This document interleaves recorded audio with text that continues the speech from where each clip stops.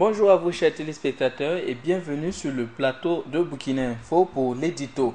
L'édito du jour porte sur les conditions d'accueil et de prise en charge médicale du centre médical avec antenne chirurgicale du secteur 30. Et pour en parler, je reçois sur ce plateau Ismaël Ouedraogo, éditorialiste. Ravi de vous retrouver sur ce plateau et bienvenue. Merci à vous Paul Yamego, bonjour à tous et à toutes et c'est un plaisir une fois de plus de retrouver les téléspectateurs de Burkina Info TV. D'accord. Et déjà, qu'est-ce qui se passe au CMA du secteur 30? Alors disons tout simplement que ce samedi dans la soirée, nous y étions et nous avons fait un constat des plus révoltants possible parce que au niveau donc de la maternité de ce centre de santé, le CMA, le centre médical avec antenne chirurgicale du secteur 30 de Ouagadougou, alors le constat qui se dégage était des plus ahurissants possibles. Vous avez des femmes qui se retrouvaient donc à même le sol, des femmes qui venaient d'accoucher, des femmes donc avec des bébés sans aucune protection. Vous avez également des femmes qui sont en attente donc d'accoucher, qui se retrouvent également à même le sol au niveau des couloirs de cette maternité. Disons tout simplement que nous avons eu affaire à une maternité tout simplement exiguë qui est totalement en déphasage aujourd'hui avec les besoins réels des populations locales qui sont aujourd'hui donc orientées vers ce centre de santé. Et puis un autre aspect très important qui semble des plus inadmissibles possibles au niveau de ce CMA du CMA du secteur 30 de Ouagadougou, au niveau notamment de la maternité, c'est le fait que vous constatez tout simplement que le cadre même qui accueille les bonnes dames n'est pas du tout propre. Vous savez que quand on va dans les hôpitaux, on va pour se soigner, on va parce qu'on veut être en bonne santé. Mais si vous allez dans un hôpital où il n'y a aucune salubrité, aucune disposition particulière qui a été prise, notamment au niveau de la maternité de ce centre de santé-là, il y a de quoi être quand même dans le désarroi. Autre élément assez important aussi à soulever, c'est le fait que j'ai pu constater qu'au niveau de la maternité du CMA du secteur 30, il n'y a aucune moustiquaire pratiquement pour les femmes qui étaient dans le besoin. On se rappelle que récemment, le gouvernement avait actualisé encore une opération, remis en route donc une opération de distribution gratuite de moustiquaires. Mais vous savez que de plus en plus, il y a une campagne de communication qui a été menée, il y a toujours ce message qui a été diffusé.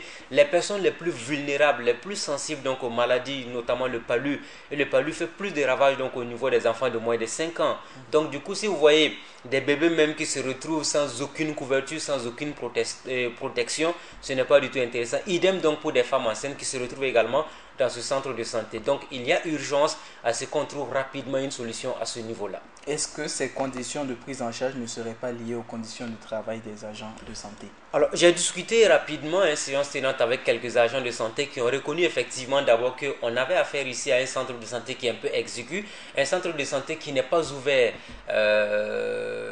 qui a été ouvert, il faut le dire, depuis plusieurs années, mais la capacité d'accueil est totalement en déphasage aujourd'hui avec les besoins réels des populations.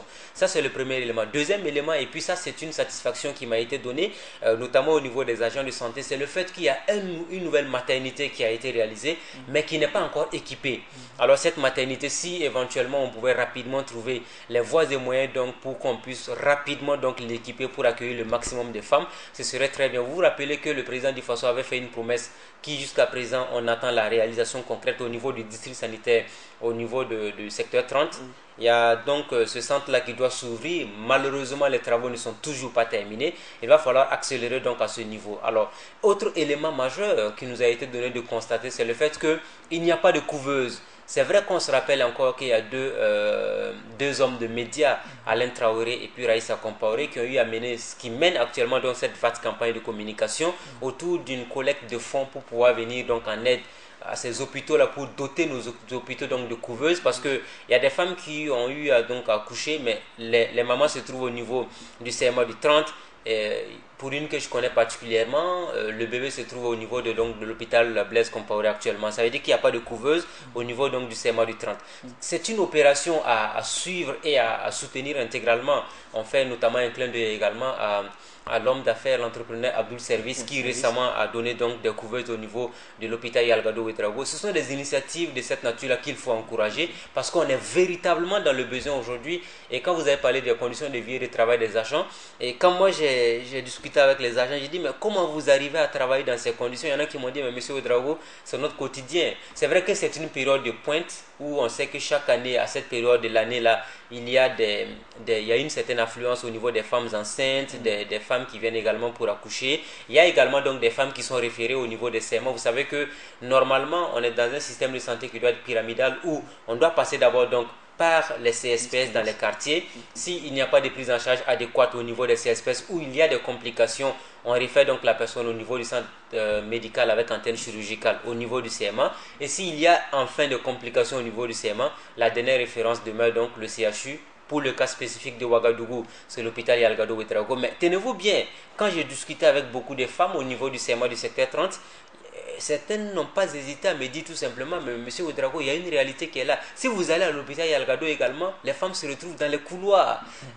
Il y a beaucoup de moustiques, le cadre n'est pas très propre et tout ça. Donc vous voyez que ce n'est pas du tout simple. Ça doit être un défi majeur et même très important qu'il faut travailler à relever aujourd'hui. Nous, nous parlons que ce qu'on a pu voir, hein, ça c'est le CMA du 30, c'est Yalgado, mais est-ce qu'on a une idée aujourd'hui des autres centres de santé à l'intérieur du pays, dans les grandes villes du Burkina Faso? Ça veut dire que la question sanitaire doit être une question primordiale. D'accord. Et on constate que cette mauvaise prise en charge des femmes enceintes, surtout celles en attente d'accouchement, est devenue un fait régulier. Est-ce que cela n'a pas un lien avec la gratuité des soins? Alors, disons tout simplement que la gratuité des soins, c'est vrai qu'on est appelé à se poser des questions. C'est bien déjà que le gouvernement ait pris cette décision de soulager les populations burkinabées pour qu'on puisse avoir facilement accès aux centres de santé. Toute initiative qui s'inscrit dans la logique de faciliter les conditions de vie des populations burkinabées, on ne peut que les saluer. De toute façon, la gratuité est un impératif parce que tous les burkinabés n'ont pas forcément les moyens d'aller dans les centres de santé pour se faire prendre en charge. Une chose est d'avoir une certaine gratuité au niveau des offres de santé pour les populations vulnérables, mais l'autre aspect le plus important, c'est de se rassurer que toutes les conditions sont réunies pour accueillir les personnes qui sont dans le besoin. Si vous avez une gratuité et que les populations se rendent dans les centres de santé et puis elles se rendent compte qu'elles n'ont pas les moyens nécessaires, les centres de santé ne sont pas dotés en moyens nécessaires pour les accueillir, il y a problème. Si vous avez une gratuité et puis tout le monde converge vers les centres de santé et à la dernière minute on se rend compte qu'il n'y a pas de moustiquaires, il n'y a pas assez de lits pour accueillir les personnes qui viennent d'accoucher, les bébés et tout ce qu'on veut, il y a problème. Donc du coup, la gratuité doit se conjuguer évidemment avec les moyens qui doivent être mis en œuvre aujourd'hui pour qu'on puisse accueillir toutes ces personnes-là. Et du reste, hein, nous disons que ça doit être un combat au niveau des syndicats de médecins ou encore du syndicat donc, des infirmiers ou autres. Je pense que ça, personnellement, c'est un combat plus important que le débat politico-juridique que l'on mène autour de la Camargue aujourd'hui, parce que pour moi, le plus important, c'est de permettre à ces femmes-là qui en ont déjà souffert avec les 9 mois de grossesse et qui doivent accoucher. Après ça, c'est un autre combat qu'il faut mener. On n'est même pas sûr que le bébé va naître dans de très bonnes conditions. Certaines même ont eu à faire des confidences. Quand on quitte ce genre de centre de santé, on n'a plus envie encore d'y revenir, parce que quand on pense à toutes les souffrances, à toutes les difficultés qu'on rencontre, c'est vraiment désagréable. Donc du coup, je pense que ça doit être un combat plus important qu'aujourd'hui l'histoire de la Camargue qui s'avère plutôt être une question d'individu. Et moi j'ai toujours dit et répété, on peut servir son pays à tous les niveaux et ce n'est pas un poste de responsabilité spécifiquement qu'on peut être utile à son pays. D'accord. Et de plus en plus, plusieurs personnes ont quand même dénoncé plutôt les comportements des agents de santé vis-à-vis des femmes enceintes et celles qui veulent accoucher. Est-ce qu'il n'y a pas une nécessité de revoir un peu la formation de ces agents de santé-là? Je n'en voudrais pas du tout aux agents de santé, parce que j'ai vu des agents de santé qui avaient le sourire, des agents de santé qui étaient déterminés, des agents de santé qui avaient ce plaisir-là à rendre service à ces bonnes dames-là. Bien entendu, il y a certaines femmes qui vous feront des témoignages sur le lit de l'accouchement, il y a des choses qui se passent, on n'est pas dans le secret de Dieu, on n'y est pas pour pouvoir savoir effectivement si les accusations qui sont formulées contre les sages-femmes et autres dames-là, est-ce que c'est vrai les matrones. Mais ce que je peux dire aujourd'hui, moi j'ai trouvé, je ne parle que de ce que j'ai pu voir, j'ai trouvé des agents de santé très dévoués à la tâche. Ce qui est assez important aujourd'hui, c'est la capacité d'accueil de ces centres de santé-là. Aujourd'hui, si vous avez des agents de santé, même quelles que soient les conditions, même si vous leur donnez 1 million de francs CFA par mois comme salaire, et que ces agents de santé sont appelés à travailler dans des centres de santé qui ne sont pas propres, des centres de santé qui n'ont pas assez de lits, des centres de santé qui ne sont pas équipés de moustiquaires, des centres de santé qui ne peuvent pas accueillir le maximum de femmes qui sont en instance d'accoucher, il y a un problème.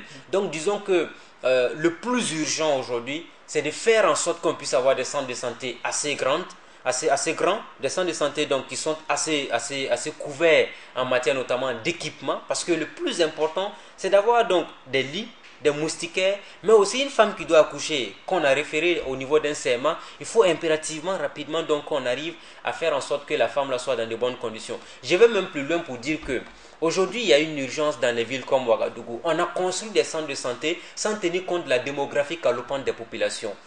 C'est peut-être à ce niveau-là que le gouvernement actuel doit jouer surtout. Et même le président, parce que je le dis et je le répète, le président de Faso sera le dernier à répondre à l'endroit des populations burkinabées. Quand on dira en 2020 qu'est-ce qui a été fait, qu'est-ce qui n'a pas été fait, la première personne qui sera appelée à répondre, c'est Rochma Christian Kaboré avant son gouvernement. Donc c'est donc dire que à notre humble avis, dans ce contexte actuel-là, quand on regarde un peu ce qui se fait, rappelez-vous qu'il y a des parents d'élèves qui se plaignaient il n'y a pas très longtemps parce que les affectations n'étaient pas encore sorties au niveau des enfants qui doivent aller en 6e. Ensuite, aujourd'hui, nous parlons d'un système de santé qui est un peu défaillant au niveau de l'accueil de certaines maternités, particulièrement au niveau du serment du secteur 30. Ce n'est qu'un cas parmi tant d'autres. Ça veut dire que sur l'année, le président doit se dire, pour les 6 premiers mois, voici le point sur lequel je vais mettre l'accent et je vais faire ceci, je vais faire cela. Et je pense qu'à la longue, il pourrait dire, voici concrètement ce que j'ai pu faire. Mais vouloir satisfaire toutes les revendications qui gravitent autour des différents ministères, là, on ne s'en sortira pas. Alors que pour moi, le plus important, le plus urgent, c'est de venir en aide à ces femmes-là qui sont dans le besoin aujourd'hui. Et aujourd'hui, on sait que le Burkina Faso a quand même mené des efforts sur le point de la gratuité des soins. Est-ce qu'elle a la capacité aujourd'hui, le gouvernement a la capacité aujourd'hui de faire face de réactualiser son système de santé? De toute façon, c'est une initiative qui a été lancée depuis le 2 avril, qui est appelée à être maintenue et même poursuivie et encouragée. On ne dit pas de remettre en cause, on ne dira pas non plus que tout est assez négatif à tous les niveaux. Il y a une urgence au niveau particulièrement du serment du secteur 30 par rapport à ce qu'on a pu voir au niveau de la maternité. Ça, ce n'est qu'un cas. C'est la même situation qu'il y a au niveau de l'hôpital Yalgado Ouedraogo. Je ne sais pas ce qui est réservé aux femmes au niveau de l'hôpital Sanoussouro, du CHR de Waiguya, de Dédougou, ainsi de suite, de Fada, Banfora, bref, pour parler des grands centres au Burkina Faso. Mais ce qui est assez intéressant, c'est le fait qu'il faut qu'on arrive à avoir un projet de transformation de ces serments-là pour certains en CHR. Ça va être véritablement donc une prise en charge assez importante parce que vous savez que ce qui nous est revenu, depuis hier nuit, nous avons essayé d'appeler plusieurs personnes pour comprendre pourquoi c'est le cas aujourd'hui. On nous a fait croire que quand c'est un serment, la dotation financière est très faible. Ça veut dire que ça ne dépasse pas souvent 300 à 400 millions. Mais si ça se transforme en CHR, ça pourrait être éventuellement donc une prise en charge plus élevée à 1 milliard ou 2 milliards. Ce sont des initiatives que l'on peut encourager pourvu que véritablement notre appel soit entendu par qui de droit, qu'au niveau du ministère de la Santé, on fasse le nécessaire. Nous l'espérons également. Merci également à vous, Ismaël Ouedraogo. Merci beaucoup pour nous avoir entretenu sur ce sujet. Merci également à vous, chers téléspectateurs, de nous avoir suivis. Passez d'excellents moments en compagnie des programmes de la télévision Burkina Info. Au revoir.